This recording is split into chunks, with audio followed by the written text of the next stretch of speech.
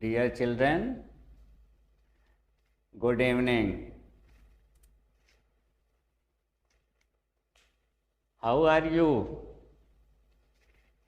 Very good, very good. मैं पिछले video में पास्ट परफेक्ट कॉन्टिन्यूअस टेंस का इंट्रोगेटिव नेगेटिव सेंटेंस बता रहा था। इसका मतलब ये कि प्रेजेंट टेंस का चारों पार्ट, पास्ट टेंस का चारों पार्ट खत्म हो गया है। अब मैं इसके आगे फ्यूचर इंडेफिनिट टेंस बताने वाला हूं। ठीक, अब यूं देख लीजिए।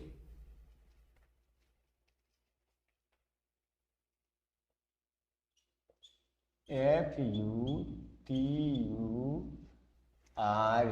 Future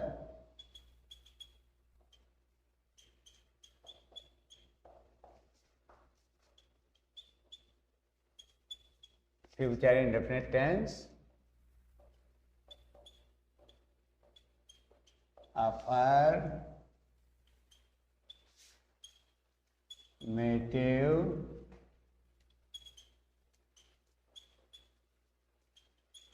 sentence. ठीक है,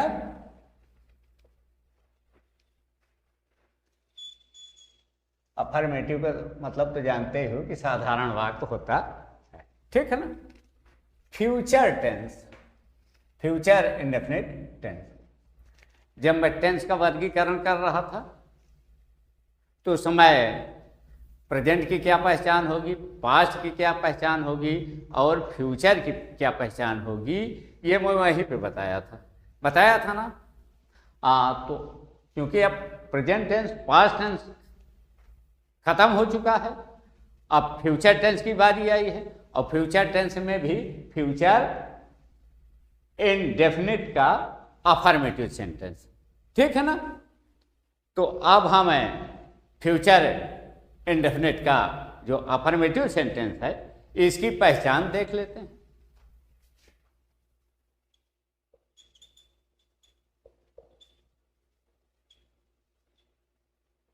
क्योंकि सबसे पहले हमें हिंदी वाक्य पहचानना है। सारे टेंसों की पहचान अलग अलग है, सबका अनुवाद बनाने का नियम अलग अलग है। ये तो देख चुके हो, प्रेजेंट में भी देख चुके हो, पास्ट में भी देख चुके हो, वही चीज फ्यूचर में भी देखना है। ठीक है ना। तो जिस हिंदी वाक्य के अंत में गा, गे, गी, गा, गे, गी आता है वहां पर फ्यूचर टेंस होता है या फ्यूचर इंडेफिनिट टेंस होता है। देखिए कितनी छोटी सी पहचान है। फ्यूचर इंडेफिनिट टेंस की पहचान हिंदी वाक्य के अंत में तुम्हें क्या मिलेगा, गा, गे, गे। ठीक, पहचान हो गई। अब ये देखिए इसका अनुवाद बनाने के नियम क्या है। अनुवाद का नियम, इसका अनुवाद बनाने के नियम क्या है। क्योंकि अफर्मेटिव सेंटेंस साधारण वाक्य है तो सबसे पहले क्या लिखेंगे, कर्ता। ठीक है ना। उसके बाद क्या लिखेंगे, future tense, future indefinite tense. इसकी सहायक क्रिया है, ये देखिए, शैल और विल। देखा ना, ये इसमें हम बंद कर देते हैं। इसकी सहायक क्रिया है शैल और विल। पहचान बताया, गा, गे, गी। हिंदी वाक्य के अंत में क्या मिलेगा, गा, गे, गी। और फिर जब पहचान हो गई तो इसका अनुवाद बनाने के नियम क्या है, कर्ता, धन, शैल या विल। धन, क्रिया धन, कर, धन, अन। ठीक,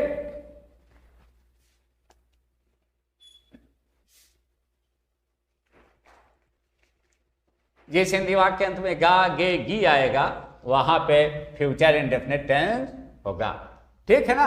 और चूंकि अफर्मेटिव भी पढ़ रहे हैं तो अब हमको ये देखना है कि future indefinite tense affirmative sentence का अनुवाद बनाने के नियम क्या होगा। सबसे पहले कर्ता लिखेंगे, कर्ता बहुत बार ढूंढ चुके हैं। फिर शैल या विल लिखेंगे। उसके बाद क्रिया, क्रिया का मतलब क्रिया के पहले रूप से, फिर कर्म, फिर अन। कर्ता क्रिया कर्म वैसे ही ढूंढेंगे जैसे ढूंढते चले आ रहे हैं। ठीक है ना। अब यहां पे देखिए शैल या विल लिखा है ना, शैल या विल।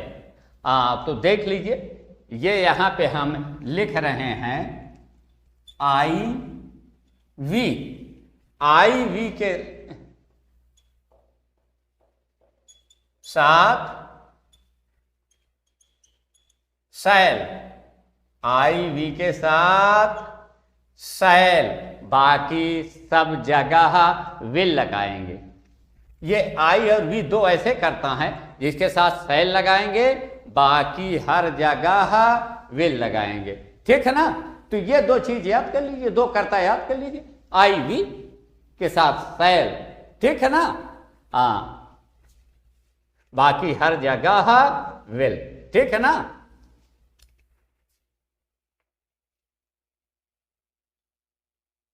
इसके अलावा हर जगह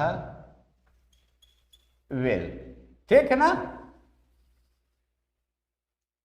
ये देख लिया ना, आई वी के साथ शैल, इसके अलावा हर जगह विल। अब हम यहां पे एक एग्जाम्पल लिखते हैं। ठीक है ना। क्योंकि हम पहचान बता दिए, अनुवाद बनाने के नियम बता दिए, शैल या विल कहां लगेगा ये लिख दिया। ठीक है ना। तो अब हम अनुवाद बनाते हैं, हिंदी वाक्य बनाते हैं। ठीक है ना। हिंदी वाक्य में हम बता रहे हैं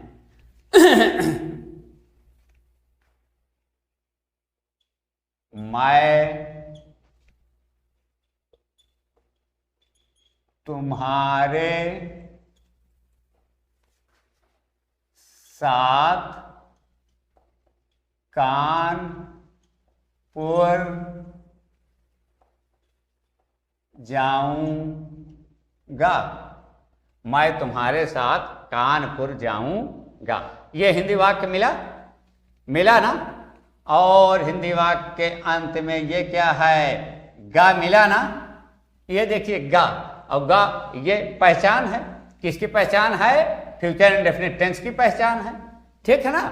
तो फ्यूचर, जब हिंदी वाक्य की पहचान हो गई कि फ्यूचर इंडेफिनिट टेंस है, तो आइए अब हम अनुवाद बना देते हैं, अनुवाद बना देते हैं। ठीक है ना। तो सबसे पहले क्या लिखेंगे, कर्ता। कर्ता क्या है, मैं की अंग्रेजी होती आई। ठीक है ना। अब कर्ता के बाद शैल या विल। ये देखिए आई वी के साथ शैल लिखा है, तो अब आई के साथ शैल। ठीक है ना। अब क्रिया, क्रिया क्या है, जाऊं। जाऊं है ना, जाऊं यही जाने वाला, और जाने का अर्थ होता है गो। ठीक है ना। तो आई हो गया, कर्ता हो गया, शैल या विल हो गया, शैल हो गया आई के साथ, क्रिया गो हो गया। अब कर्म, कर्म क्या है यहां पे, कानपुर, टू कानपुर है ना, टू कानपुर,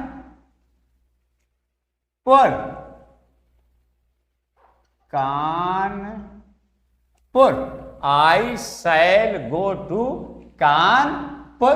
अब इसका मतलब यहां पे कर्ता हो गया, शैल या विल हो गया, क्रिया हो गया, कर्म हो गया, अन्न भी है। ये देखिए तुम्हारे साथ, तुम्हारे साथ, साथ की अंग्रेजी विथ, और तुम्हारे की अंग्रेजी यू।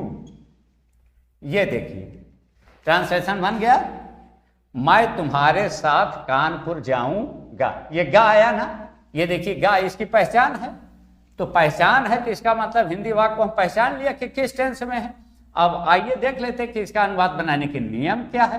तो अनुवाद बनाने के नियम सबसे पहले कर्ता, फिर शैल या विल, फिर क्रिया, फिर कर्म, फिर अन। ये देख लिए, मैं तुम्हारे साथ कानपुर जाऊंगा। सबसे पहले क्या लिख रहा है? कर्ता मैं है आई, और आई के साथ शैल लगेगा, ये यहाँ पर लिखा हुआ है। इसके अलावा हर जगह विल लिखा है ना। ये देखिए फिर कर्ता हो गया, शैल या विल हो गया, क्रिया जाना, जाऊं शब्द है जाना, फिर कहाँ? कानपुर, टू कानपुर। यहाँ पे अन भी है, तुम्हारे साथ, विथ यू, मैं तुम्हारे साथ कानपुर जाऊंगा।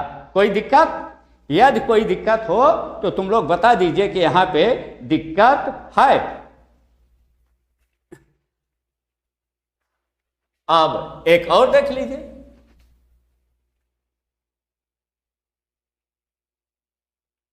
वह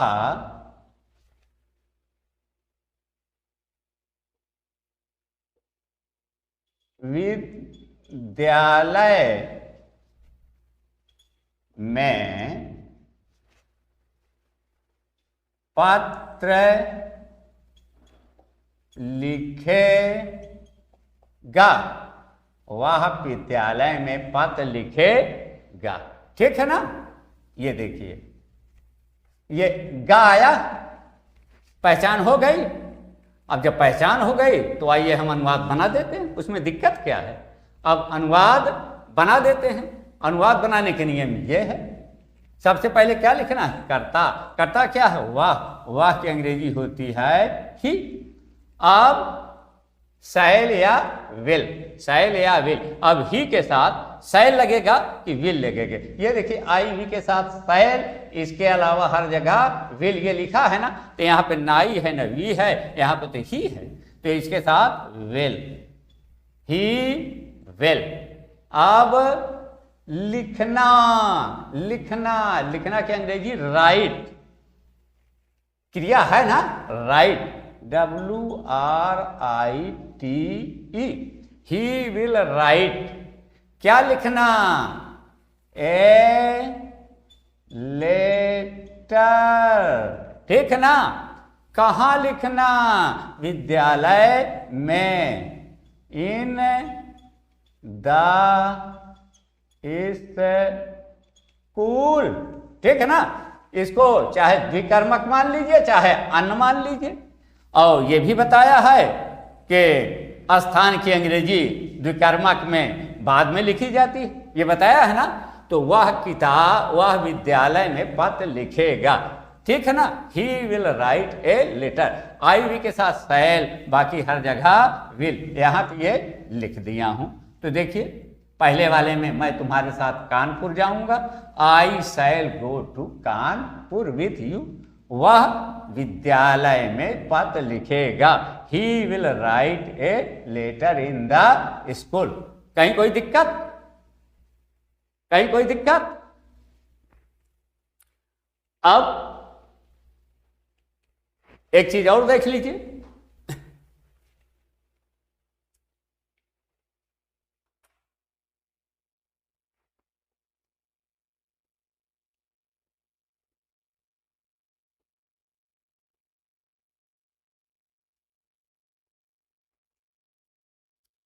इसी फ्यूचर टेंस में, जहां पर इसी फ्यूचर टेंस में, फिर फ्यूचर टेंस में जहां पे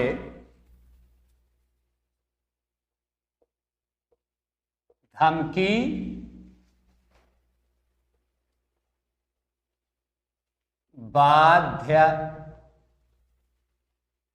धमकी, बाध्यता और क्या हो?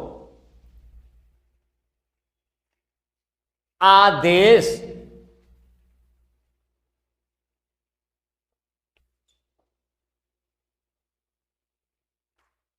इसी फ्यूचर इंडेफिनिट टेंस में जहां पर धमकी हो, बाध्यता हो या आदेश हो, आदेश हो, ठीक, वहां पर शैल के स्थान पर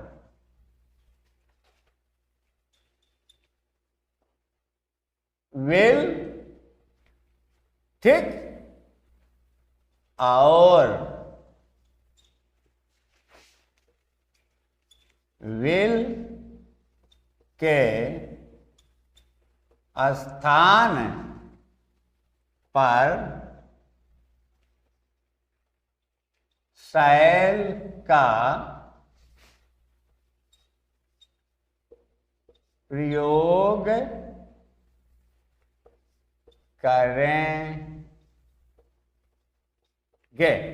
ठीक, जहां पर धमकी, बाध्यता या आदेश हो वहां पे शैल के स्थान पर विल और विल के स्थान पर शैल का प्रयोग करेंगे। ठीक, ये देखिए। अब इसका भी एक उदाहरण, हम दो उदाहरण लिख देते हैं। जैसे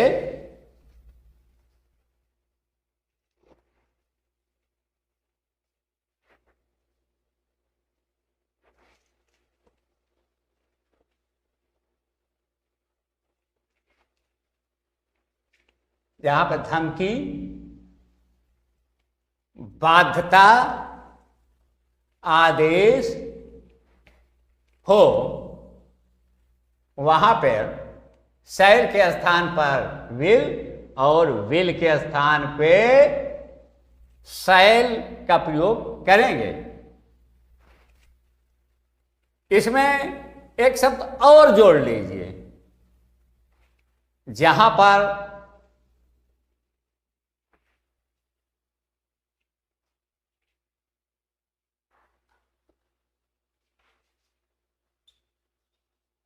जहां पर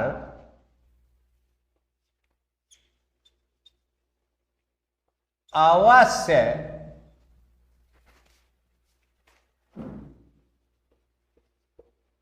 शब्द आया हो, वहां पर भी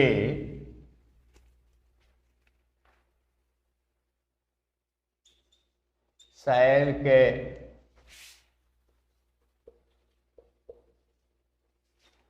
स्थान पर विल और विल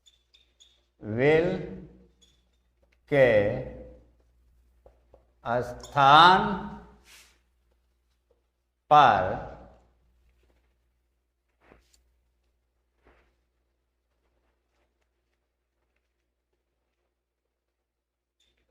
शैल का प्रयोग करेंगे। ठीक है ना? जहां पर धमकी हो, बाध्यता हो या आदेश हो, वहां पर शैल के स्थान पर विल और विल के स्थान पर शैल का प्रयोग करेंगे।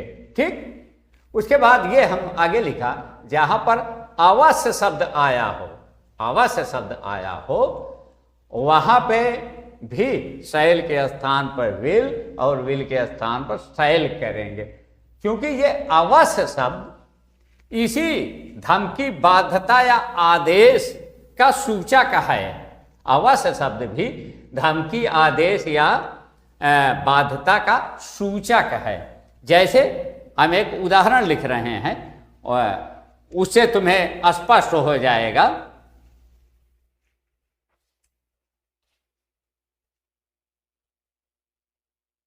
मैं किताब अवश्य पढ़ूंगा। ये गा आया, और यहां पे अवश्य शब्द भी आ गया है ना, आ गया कि नहीं आ गया। तो अब जब अवश्य आ गया, ये यहां पे लिखाया है, तो शैल के स्थान पे विल के स्थान पे शैल। इसका ये मतलब हुआ कि आई के साथ यहां हम शैल लिखाए थे, आई वी के साथ शैल लिखाए थे जनरल उसमें, लेकिन अब जहां पे अवश्य शब्द आ गया है तो शैल के स्थान पे क्या कर देंगे, विल। ठीक है ना, तो यूं देखिए आई हो गया।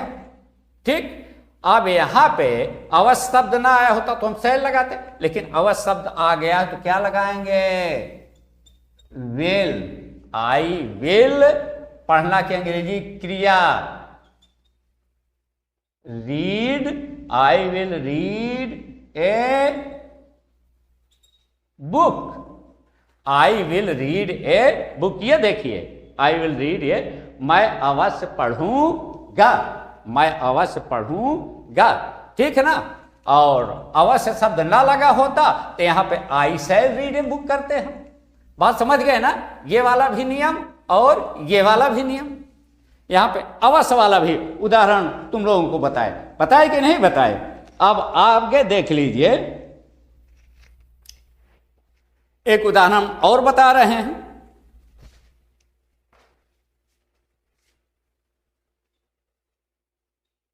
तुम्हें वहां जाना पड़ेगा, तुम्हें वहां जाना पड़ेगा।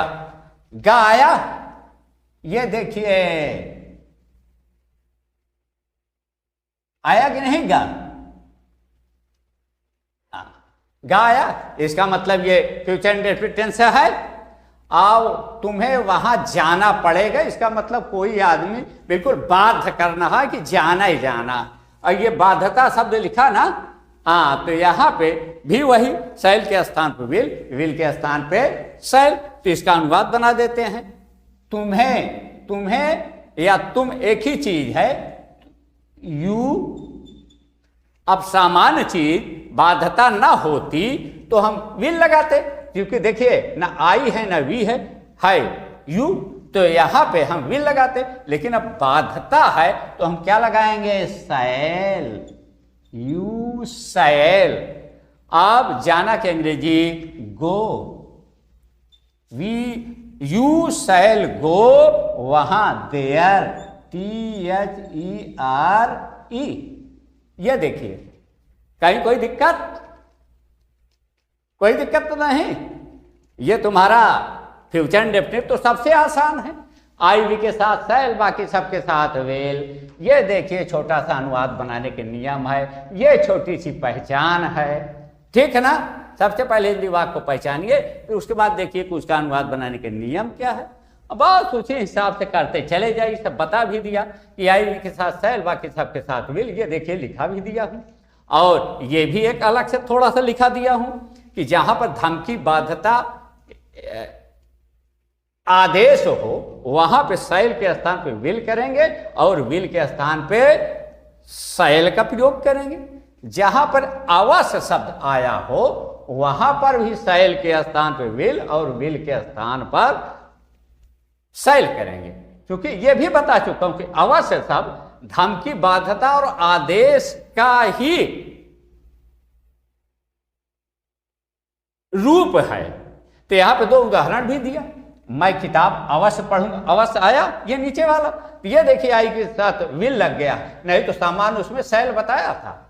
अब दूसरा वाला उदाहरण देख लीजिए, तुम्हें वहां जाना पड़ेगा, इसका मतलब कोई जबरदस्ती कह रहा है। ठीक है ना, तो ये देखिए यू के साथ शैल, नहीं तो हम यहाँ पे विल लगाते। देखिए आई के साथ शैल, बाकी सब जगह विल, तो यहाँ पे ना आई है ना वी है, यू है ना, ये देखिए शैल का प्रयोग किया क्योंकि बाध्यता है हमारी।